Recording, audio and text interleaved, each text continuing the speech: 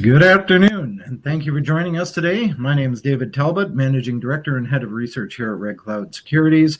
I'm delighted to host a special Red Cloud webinar on a key battery mineral today, manganese. We will discuss this important commodity and hear from Giyani Metals Management, including Robin Birchall, CEO.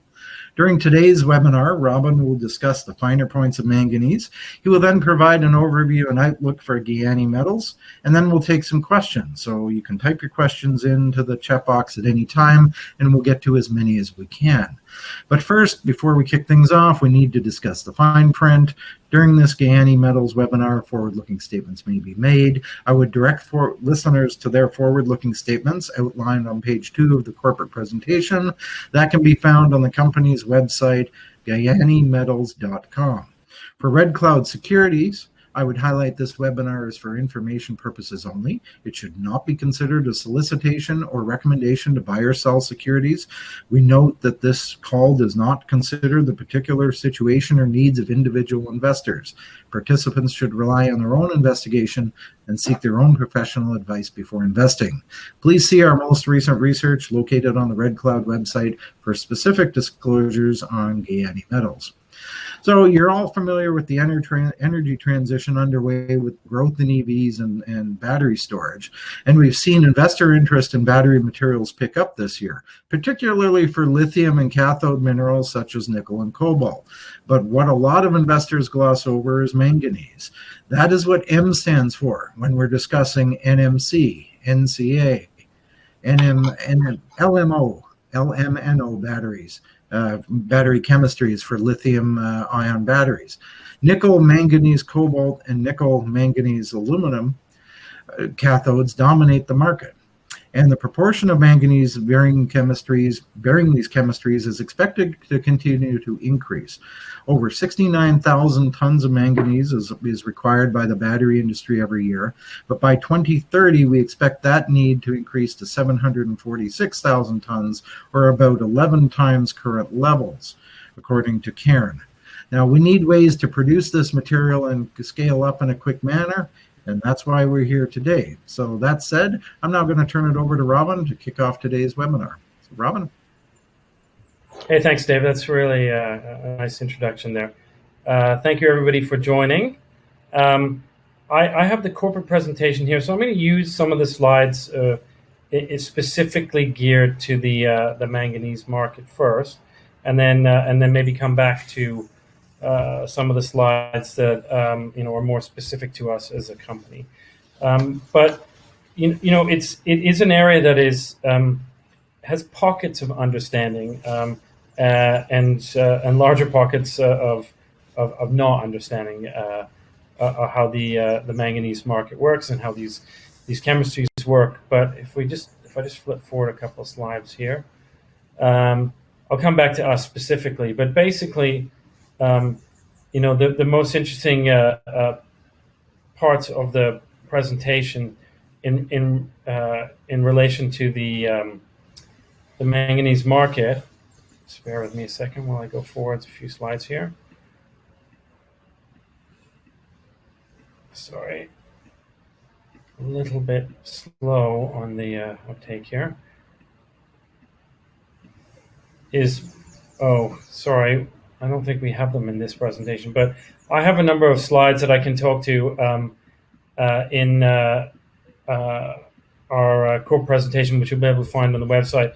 Specifically, we have the manganese chemistries and the cathode. So, as Dave mentioned, currently the nickel manganese cobalt cathode, and in batteries you have to remember there's the anode and the cathode on the two sides of the battery, and then you have the electrolyte, which is the lithium in between the two, whether it's gel or solid or whatever it happens to be. And as the electrons move from the anode to the cathode, it's discharge and it's power. And as they move from the cathode to the anode, that is recharging the battery. And it is the chemistry of the cathode which is the most important in terms of the ability of the battery to hold charge, to discharge, the voltage it discharges is at, the temperature that it can run at, the speed at which it can be charged, the number of times it can be cycled. And at the moment, the sort of winning battery is the nickel manganese cobalt. This obviously has a huge impact on the manganese market, which is mostly divided into the steel market and to the and then the growing and nascent cathode market. The steel market has been the primary consumer of the metals, but we see this, and as Dave mentioned, I'm glad somebody has a bigger number than us. We forecast around about 600,000 tons in 2030, but 700 something thousand tons of contained metal is a huge jump from the 30 to 50, maybe 60,000 tons, 75,000 tons that's consumed that will be consumed this year. So it's about a tenfold increase, and that this is not the standard market is rock. You have the rock ore, you put it in a train, you send it to China, they stick it in a blast furnace, they melt it with their iron ore and a bit of chrome and some nickel and maybe a little bit of cobalt to make high grade steel for buildings or whatever the end use might be, rebar and things like that.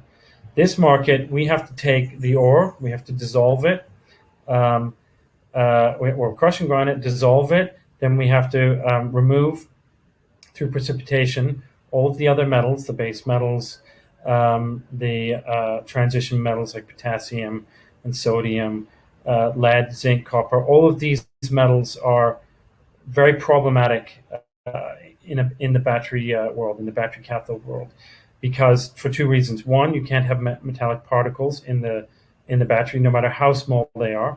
And where cathodes and where battery packs are made, it's like the sort of clean room you would expect to see from an integrated circuit from semiconductors, with doors and things that have ceramic hinges and door handles that are all ceramic and door latches that are ceramic. You can't have any metal particulate at all because it will contaminate the battery and it'll cause short circuiting, which ultimately can create fires. The second thing is you have to have very low impurities in the crystal lattice of the salt, which you can see here. I think I can point that out to you. This is the salt. Usually it's actually a pink color, but we just picked a white one for simplicity's sake.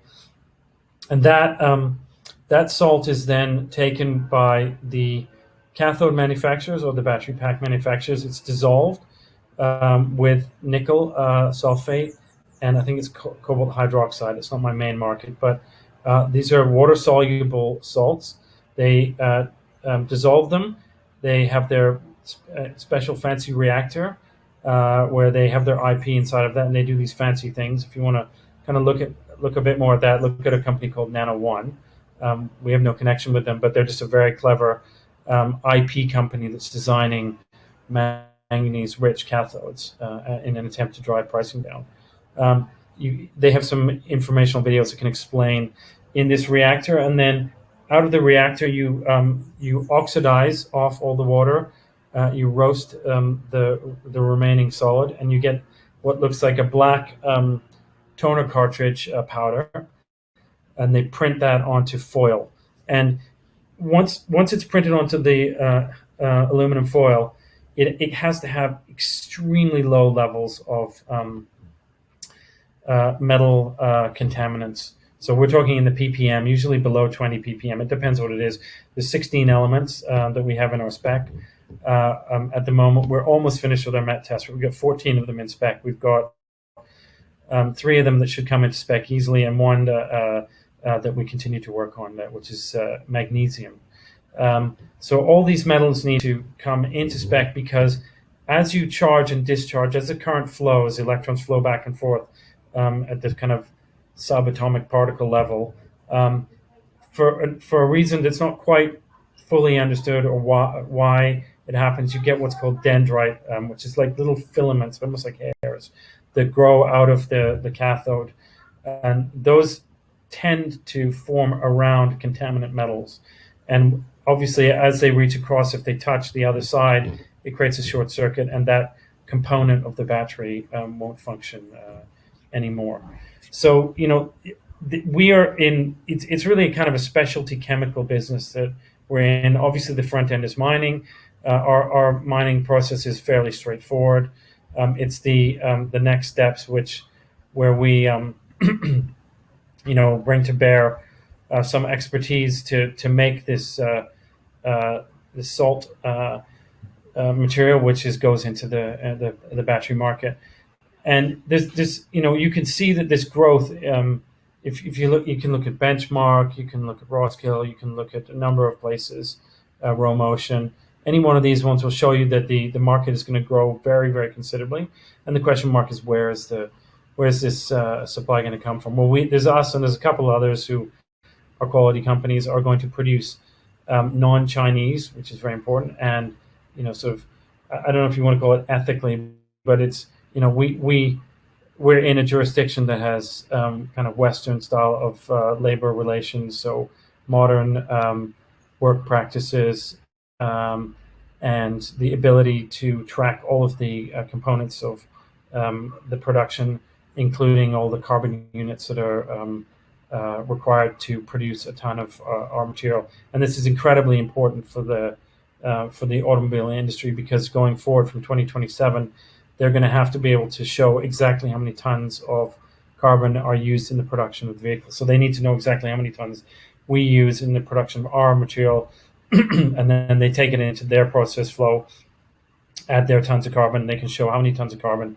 were consumed to make the end vehicle product.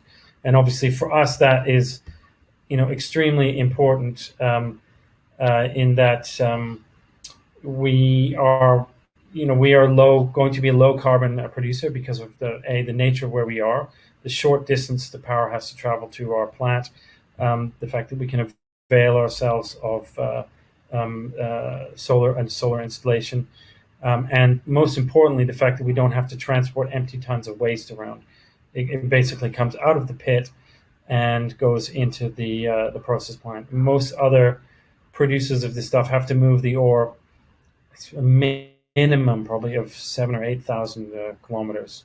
There is one producer in South Africa. They're moving in only about 1,000 kilometers, but they only make metal and they don't make salt at the moment. So the metal has to be then transported, redissolved, and pushed through the process flow to make the salt, which obviously lifts their carbon footprint quite considerably.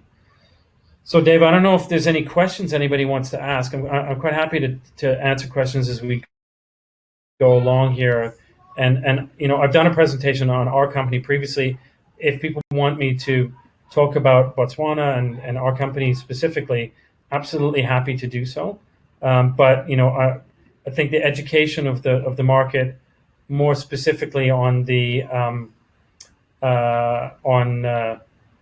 manganese, is what we'd like to try and achieve through this short presentation.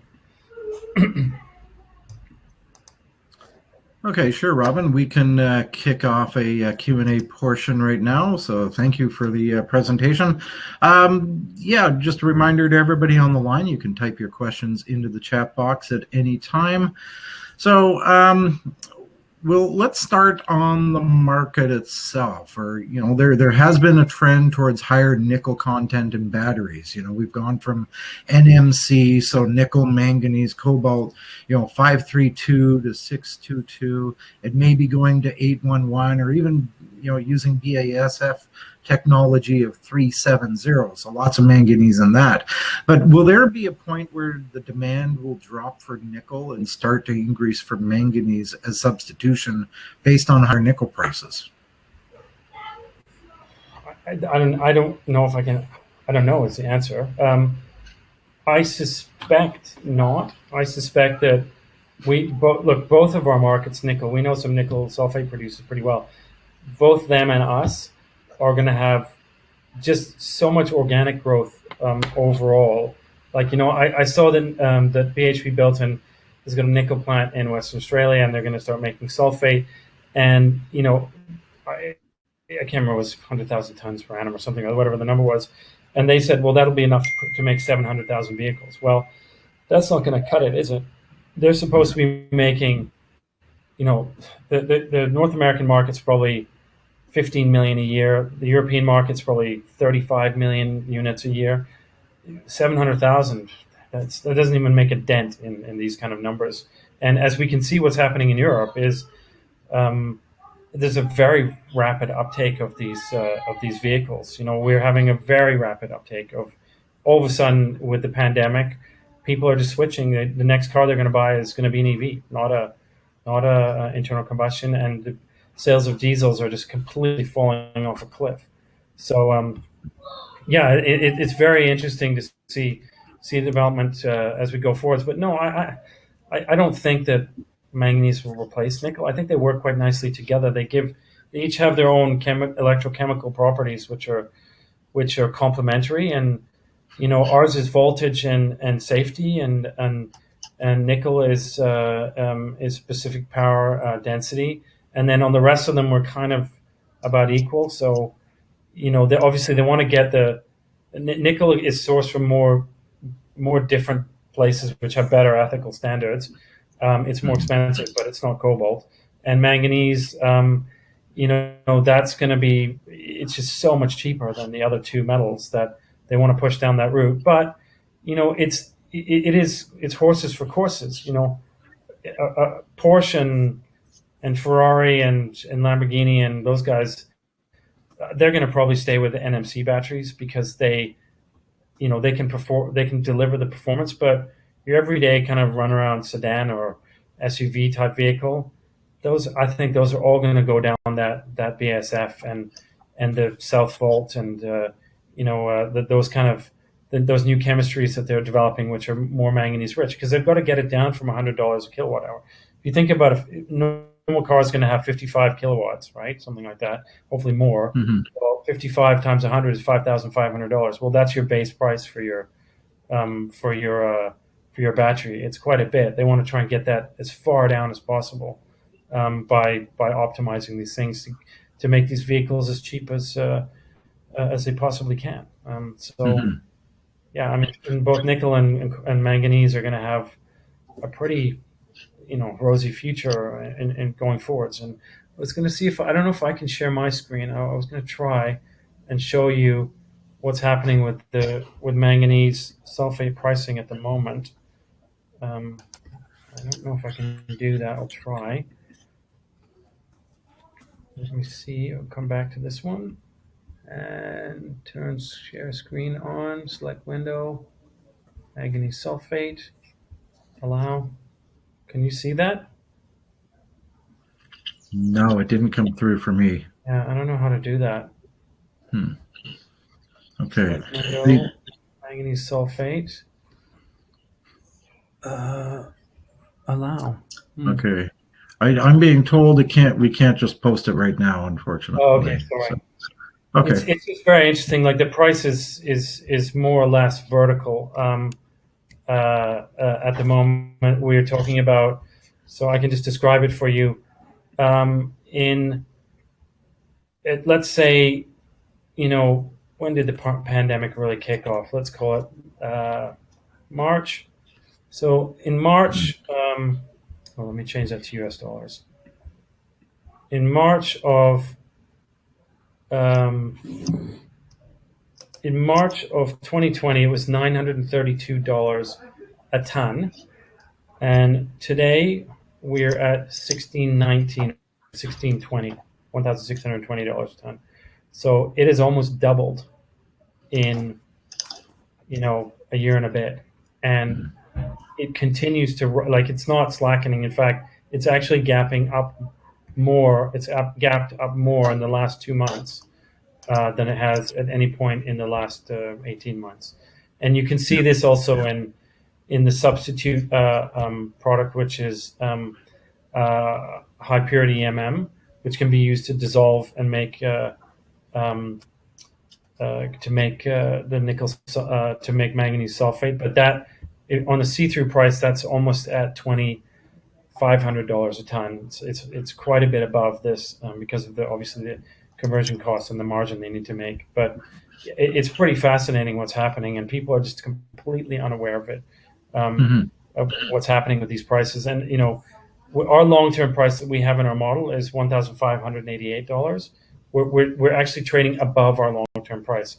I don't know how many people in gold or copper have a long-term price that's below the current spot price, but I would hazard a guess it's not very many. Right. Okay. So you did say a little bit earlier that manganese is cheap. Will it stay cheap? Can manganese market handle any increase that the battery guys are going to throw to it? And maybe I'll use some examples. Currently, 65,000 tons of cobalt is going into the battery industry, which is 47% of supply.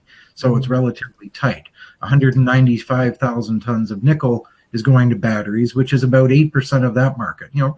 Relatively tight, definitely growing there. But if 32,000 tons of manganese is going to batteries, which is less than 1% of the market, even if that market is rapidly growing, what is holding the industry back? What is holding pricing back? Or should we expect pricing to rise, even with these smaller proportion of the market going to batteries? Well, it's a little bit of a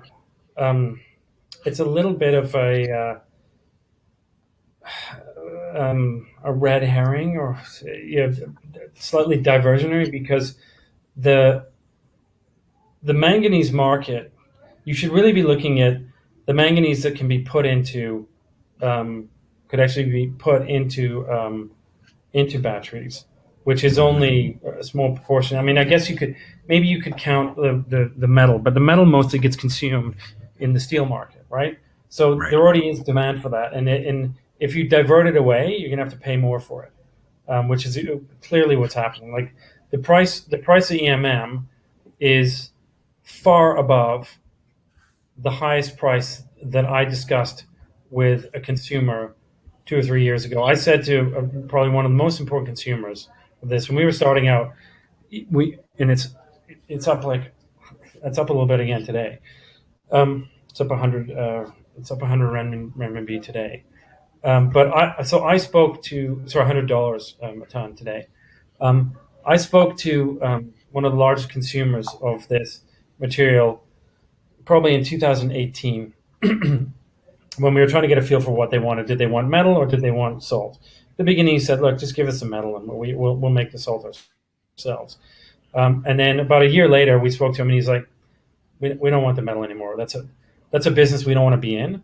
If you guys can make the salt for us and sell it to us. We don't want to. That's a completely zero margin business for us, which we want to get out of." And I asked him kind of, the price was probably at that time was maybe $2,500, $2,600 a ton, and we were talking about $4,000 a ton for the metal. Mm-hmm. And I said to him, just kind of innocently, "What happens if it goes over $6,000 a ton?" And he said, "I don't care. I just pass it directly along. It's still only about 4% of the cost of the battery pack. They don't even notice." Mm-hmm. Okay.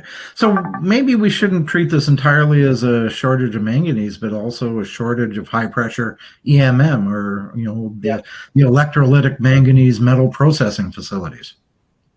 Yeah, well, not only that, but there isn't a shortage in that. So, but it's you're going to have to divert it away from the steel market, and that's going to, if you increase demand, there's only one way prices go, right? It's up, and this demand is going to be pretty significant.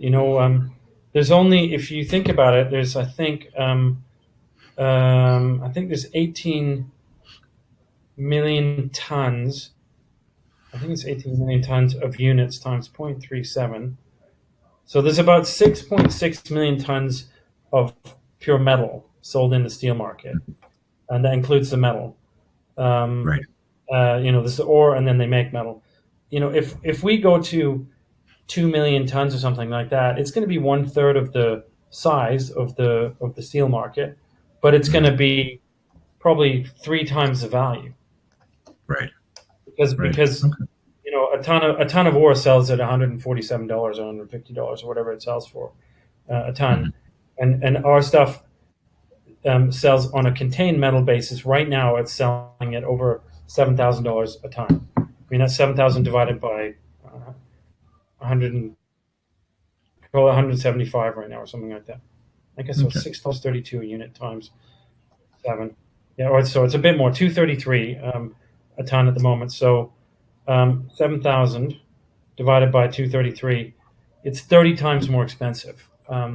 So if you think about 30 times, if it's a third of the market and it's 30 times more expensive, it's going to be 10 times the value of the steel market.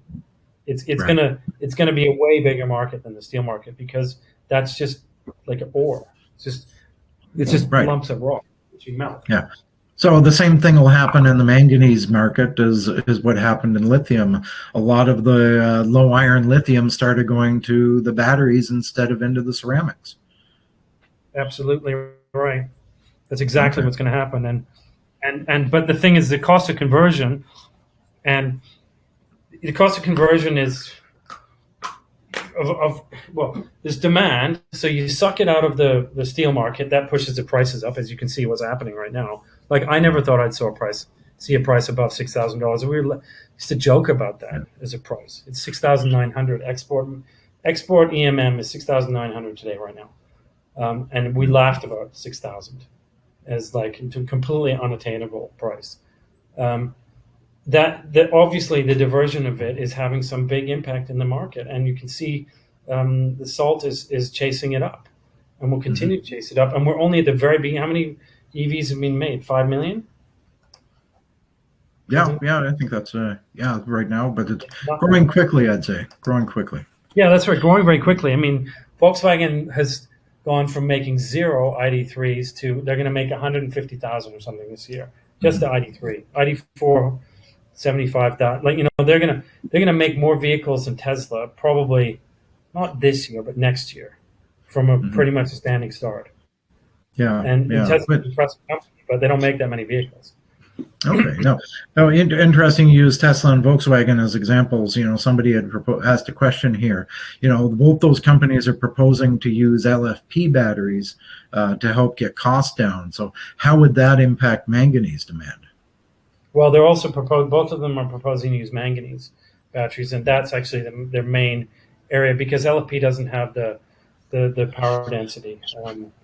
If you go back and look at the presentation, both by Tesla and by Volkswagen, their main focus on their non-high-end batteries is on manganese-rich nickel manganese batteries, because they're cheaper, but they have the performance characteristics of NMC. LFP doesn't. LFP is really a bus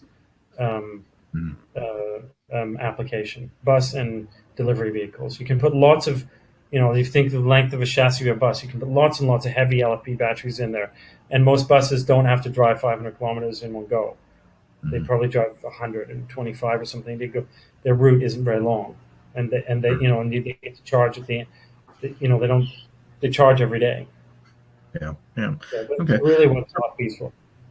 Yeah. So, Robin, how concerned do you believe the Western world and OEMs are that China dominates manganese processing? Are there any ways to fix this in the short term? They're extremely concerned about it. That's why a company that has 600,000 employees talks to my company. If they weren't concerned about it, they wouldn't talk to us. We tell you right now. And why we've, recently they've been all over us. I can't say who they are, but there's a whole bunch of them all over us, because they they don't trust the Chinese.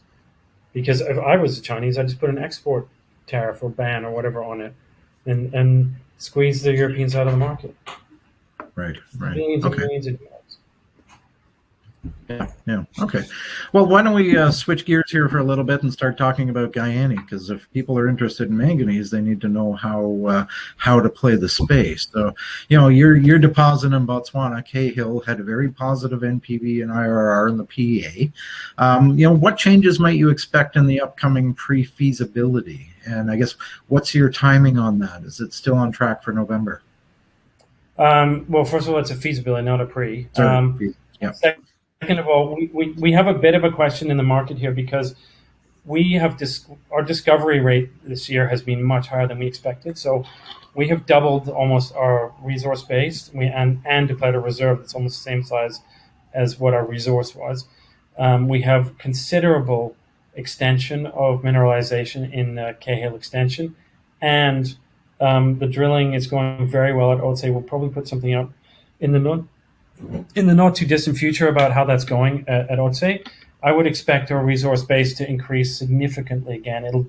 It should double at least from the 3 million, and then I don't know what, maybe 50% up from that double, something like that. And that's without even touching Lobatse. To bring all of that in, we would have to revise the feasibility. You know, it's a step change in the scale and scope of the project from 200,000 tons per annum to something bigger than that, maybe 400. It has a huge impact on NAV, and also addresses this shortfall of manganese, salt that people need. You know, we can deliver them more quicker, which is what they want. So, you know, we're talking about what to do here, whether or not we finish our feasibility this, very back end of this year. We are about a little bit delayed, maybe a month or so.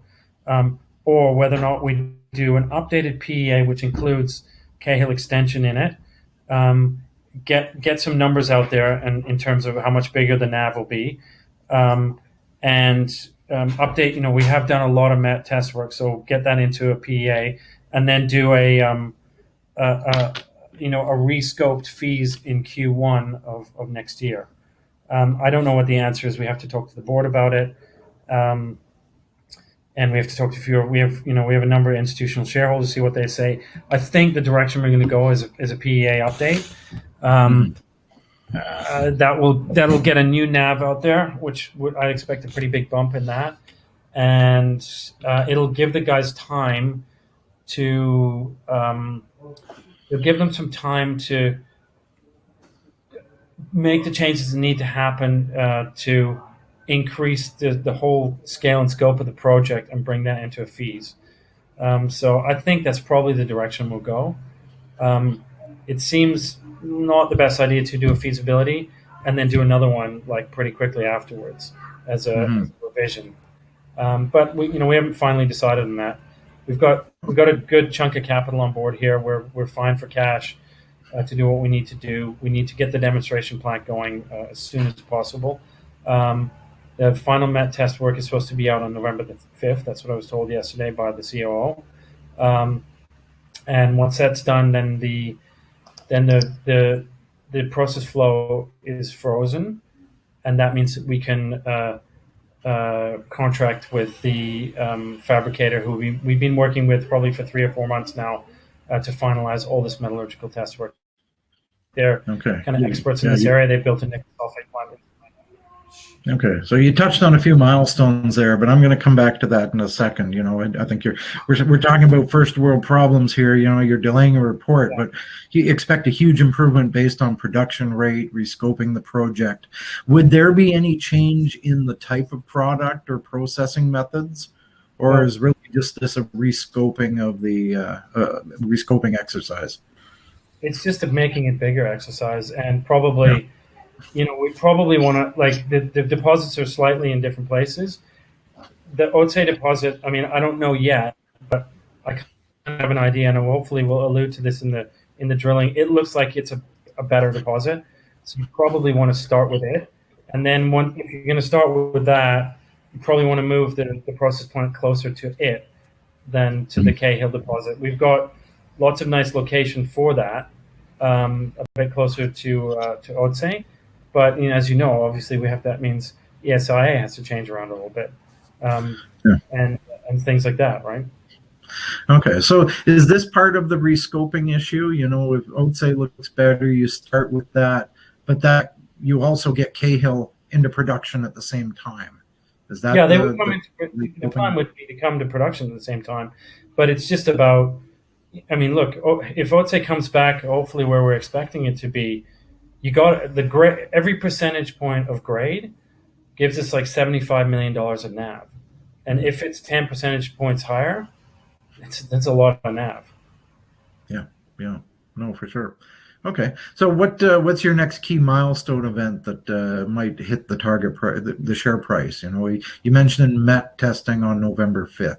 Yeah, well, we're going to put out some stuff on. We're going to put some stuff out on how we're progressing on our kind of offtake and some of the discussions on that. The market's been very interested in that.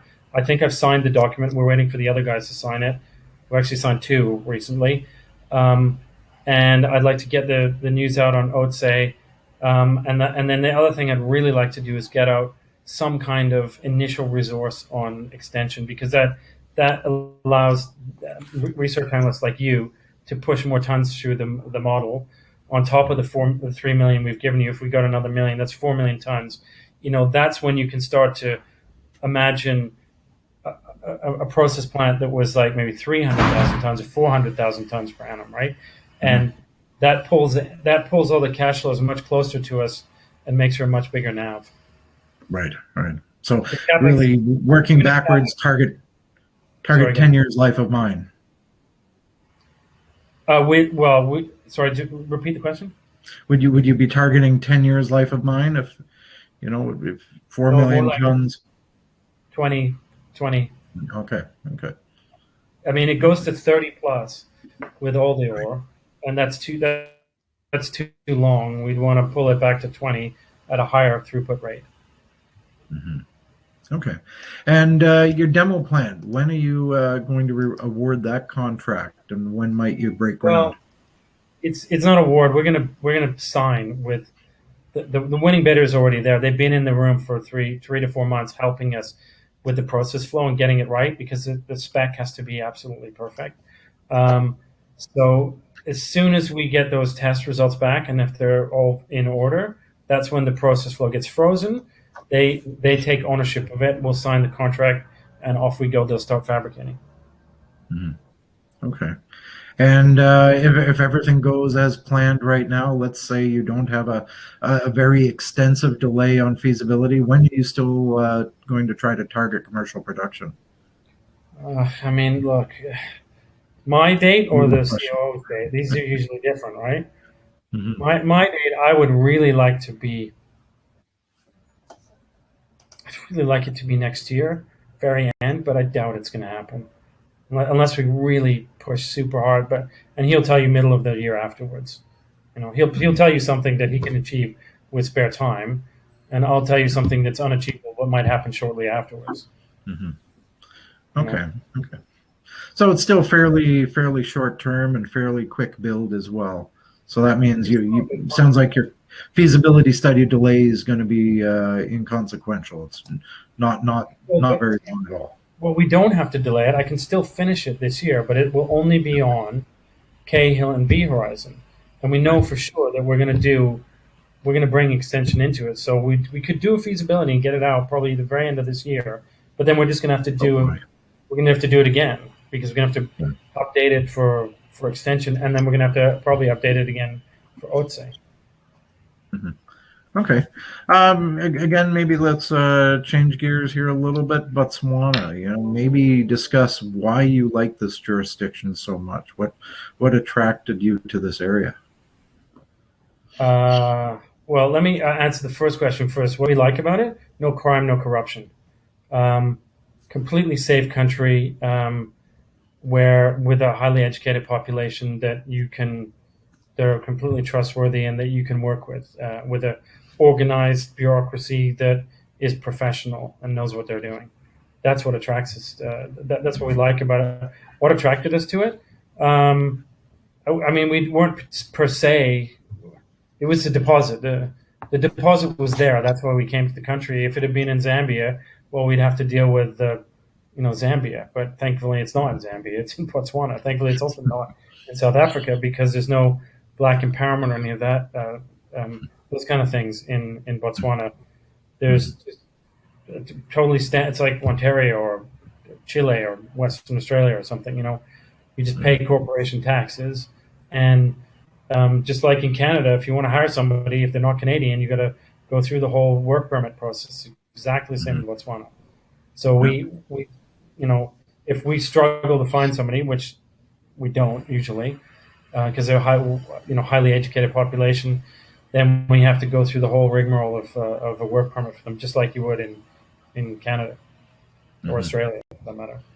Yeah. Okay. Okay. And then just to finish off, I do see something coming up here. Do you see or hear about other types of technology coming out to compete against the NCM batteries as a risk? Say water or hydro fusion. Do you see this well into the future? Well, the answer is no, I don't see it as a risk, and I'll tell you why. Because probably people who are driving around in their cars today if you drive a diesel, you're probably driving a TDI. Well, the TDI, that turbo was developed in like 1999 or something like that. If people can remember back to when Honda won the Grand Prix series a couple of times when they allowed turbos, and they needed turbos to spin at like 100,000 RPM and not blow up, and that was all developed through Formula One, Grand Prix racing, and those became popular, or they became a mainstay of the market probably in the 2000s, in 2010, 12, 15. Everybody started having turbo diesel engines because a sluggish diesel was no fun to drive. That's years and years later after this technology had been through development. The life cycle because of the safety regulations for automobiles is 8 to 12 years, and you can't chop and change in the middle of it, because you have to. I mean, anybody who works in whatever it is, Oshawa, wherever the hell you make cars in Ontario, it can understand this, because Ford doesn't actually make any cars. What it does is puts together pieces made by somebody else, and it goes out to, and I can never think of the name of that. There's a big Canadian company, founded by an immigrant. Can't think of the name of it now. Who's an auto parts manufacturer, and then there's a guy who owns it, Tampa Bay Buccaneers, right? He makes bumpers. These guys, you go to them and you say, okay, I'm going to make the Ford F-150 in this version. I'm going to make it for 10 years. I'm going to make 200,000 a year of these things for 10 years. I'm going to make 2 million. I need 2 million bumpers from you, or 2 million engine control units, or whatever it is, right? And you can't get to year 3 and turn around to whoever it is and say, oh, I'm not buying them anymore from you, because they'll say, well, that's fine, but you still going to have to pay for all of them, because they've invested all the capital to make them and the factory to build them and all that kind of stuff. You're trapped in these cycles of investment, and NMC has been through all the testing. It meets all the criteria that the guys need. All these, solid state batteries, they're not even close to commercialization, let alone moving to anything else. It's such a safety conscious industry that there's so many gates to go through to get to a final product. Yeah. Okay. So back to Giyani to close up here. What are the other type of risks that you have to manage at this point? Well, the main risk that we have to manage as a small company is access to capital. Our project is good, our team is good. It's whether or not the capital providers will provide us the capital to build this thing. If they don't provide us the capital to build this thing, it'll never get built. That's the biggest risk that we face going forwards, is what are the capital markets like? And they can turn on and off, like, turn on a dime. At the moment, they're favorable and we have a decent amount of capital, but it's up to the investors to provide the capital. Otherwise, these things are not going to get built. And that is everybody from lithium to cobalt to nickel to us to graphite. They're all saying the same thing. The money's got to be provided to build these things. Yeah. Okay. So what is your current cash position, and how long is that going to last? Will that last through feasibility? Yeah, we've got 11.4 million, and it'll last through feasibility easily. Okay. That builds a demonstration plan and leaves us G&A for next year. Okay. Well, why don't we leave it there? So, yeah, thank you, Robin. It was a great conversation tonight. Learned a lot about the market and about Giyani. Thank you for everyone else for tuning in. Reminder that Red Cloud Securities will be hosting another webinar tomorrow. I'm going to sit down with E3 Metals. So that's Wednesday, October 27th at 2 p.m. Eastern and 7 p.m. in London. Have a great day, everyone. Thank you very much. Well, thanks, Dave. Thank you.